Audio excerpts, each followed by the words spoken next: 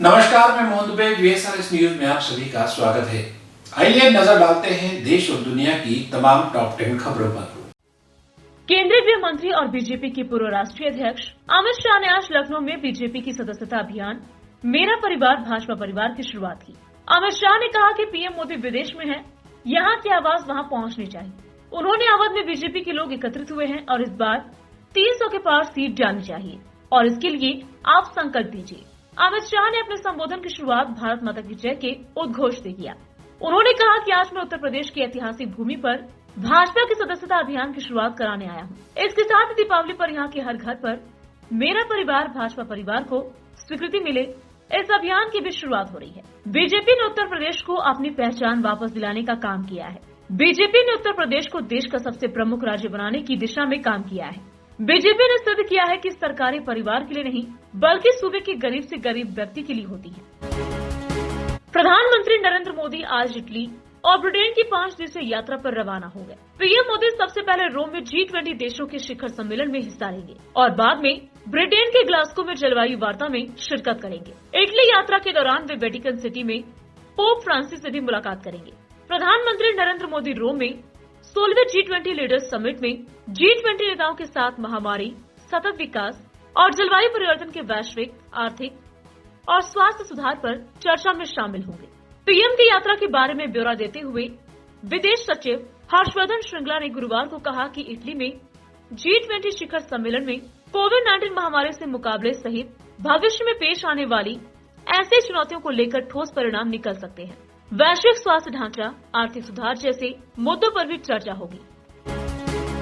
उत्तर प्रदेश में 2022 में होने वाले विधानसभा चुनाव को लेकर बेहद सक्रिय कांग्रेस का फोकस किसान परिवार पर है। लखीमपुर खीरी की हिंसा में मृत किसानों के परिवारों को बड़ी आर्थिक मदद देने के बाद कांग्रेस अब ललितपुर में मृत किसान के घर पर है। कांग्रेस महासचिव प्रियंका गांधी ने ललितपुर, बुंदेलखंड में पीड़ित किसान परिवारों से मिलकर उनकी पीड़ा साझा की। कांग्रेस की राष्ट्रीय महासचिव प्रियंका गांधी वाड्रा लखनऊ से ट्रेन से चलकर ललितपुर पहुंची और सीधा मृत किसान भोगीपाल के घर पर रुक किया। इन्होंने इस दौरान मृतक किसान के परिवार से बातचीत कर उनका हाल जाना। प्रियंका ने परिवार को सांत्वना देते हुए हर संभव मदद का भरोसा भी दिया। प्रियंका के दौरे पर आज कांग्रेस के वरिष्ठ नेता तथा पूर्व केंद्रीय मंत्री प्रदीप जैन आदित्य भी उनके साथ थे। बांग्लादेश में हिंदू समुदाय के लोगों और धार्मिक स्थलों पर हुए हमले को लेकर RSS ने तीखी प्रतिक्रिया व्यक्त की है। राष्ट्रीय स्वयंसेवक संघ ने कहा कि ये हमले एक साजिश का हिस्सा थे ताकि अल्पसंख्यक समुदाय को वहां से खदेड़ा जा सके। इसके साथ ही RSS की ओर से केंद्र सरकार से अपील की गई है कि वो इस संबंध में बांग्लादेश से बात करे और हिंदुओं की सुरक्षा सुनिश्चित की जाए। मध्य प्रदेश के धारवाड़ में संघ की 3 दिवसीय राष्ट्रीय कार्यकारिणी की बैठक में ये बात कही गई। RSS के सह कार्यवाह अरुण कुमार ने कहा कि संघ ये मांग करता है कि बांग्लादेश सरकार को उन तत्वों के खिलाफ कड़ा एक्शन लेना चाहिए जिन्होंने हिंदू समुदाय के लोगों पर हमले किए।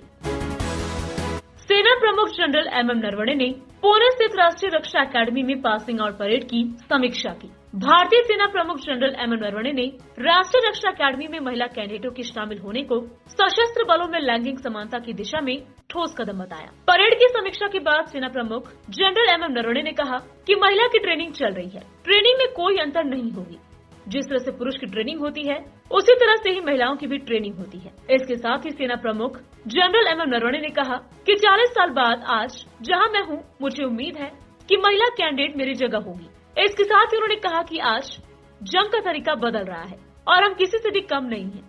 सेना प्रमुख पुणे में NDA के 141वें पाठ्यक्रम की पासिंग आउट परेड की समीक्षा करने के बाद कैंडिडेटों को संबोधित कर रहे थे। उन्होंने कहा कि हमने अभी पासिंग आउट परेड देखी है। मैं सभी कैंडिडेटों को उनके अच्छे भविष्य के लिए शुभकामनाएं देता हूं। हमें वाकई उन पर बहुत गर्व है। सेना प्रमुख ने कहा कि समय के साथ NDA बड़ा और परिपक्व हुआ है। बिहार में 2 विधानसभा सीट पर 30 अक्टूबर को उपचुनाव होने वाला है। इसके पहले ही नेता प्रतिपक्ष तेजस्वी यादव ने बिहार के मुख्यमंत्री नीतीश कुमार पर एक वीडियो को शेयर करते हुए बड़ा आरोप लगाया है। तेजस्वी यादव ने पटना में प्रेस कॉन्फ्रेंस करते हुए कहा कि नीतीश कुमार वोट के लिए छठ के नाम पर साड़ी बंटवा रहे हैं। इस दौरान तेजस्वी यादव ने एक वीडियो दिखाया। वीडियो में महिला ये बता रही है कि उसे तीर छाप पर वोट देने के लिए कहा गया है और साड़ी दी गई है। उसके साथ अन्य महिलाओं को भी साड़ी दी गई है। तेजस्वी यादव ने कहा कि अधिकारियों पर दबाव बनाया जा रहा है। रूस के काले ग्राउंड में यंत्र शिपयार्ड में भारतीय नौसेना का वॉरशिप लॉन्च हुआ। इस मौके पर रूस में भारतीय राजदूत डी बाला वेंकटेश वर्मा भी मौजूद रहे। रक्षा मंत्रालय ने बताया कि लॉन्च सेरेमनी के दौरान शिप को सुशील नाम दिया गया, जिसे संस्कृत में रक्षक कहते हैं। भारतीय रूसी सरकार ने अक्टूबर 2016 में P1135.6 क्लास के लिए 4 एडिशनल वॉरशिप बनाने का करार दिया। इसमें से 2 रूस में और 2 भारत में बननी थी। नौसेना ने एक बयान में कहा कि इस शिप में स्टेल्थ टेक्नोलॉजी है, जिसके चलते शिप रडार की पकड़ में नहीं आता और पानी के अंदर कम आवाज करता है। ये शिप क्रीबक या तलवार क्लास की है। शिप को पानी में लॉन्च किए जाने का मतलब है कि शुरुआती चरण का निर्माण पूरा हो गया है। एडवांस कंस्ट्रक्शन तब होगा जब जहाज पानी पर तैर रहा होगा। दिल्ली के मुख्यमंत्री अरविंद केजरीवाल अपने पंजाब दौरे के दूसरे दिन बठिंडा में व्यापारियों से मिले। इस दौरान केजरीवाल ने कहा कि अगले साल फरवरी में मतदान होगा, मार्च में नतीजे आएंगे। जब हमारी सरकार बनेगी तो 1 अप्रैल के बाद हर व्यापारी की सुरक्षा की जिम्मेदारी हमारी होगी।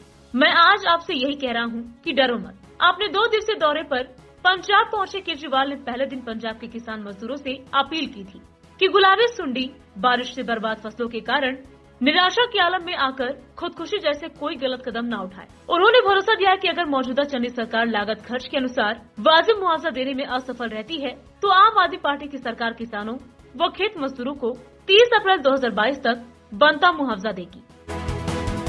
दिल्ली पुलिस ने यूपी दिल्ली बॉर्डर से बैरिकेड्स हटाने शुरू कर दिए हैं। अभी दिल्ली मेरठ एक्सप्रेसवे के ऊपर बैरिकेड्स हटाए जा रहे हैं। दिल्ली पुलिस के अधिकारी और फोर्स मौके पर है। क्रेन से बड़े बड़े पत्थरों को हटाकर साइड में रखा जा रहा है। बैरिकेडिंग के ऊपर लगे लोहे की कटीली तारों को पुलिस खुद कटर से काट रही है।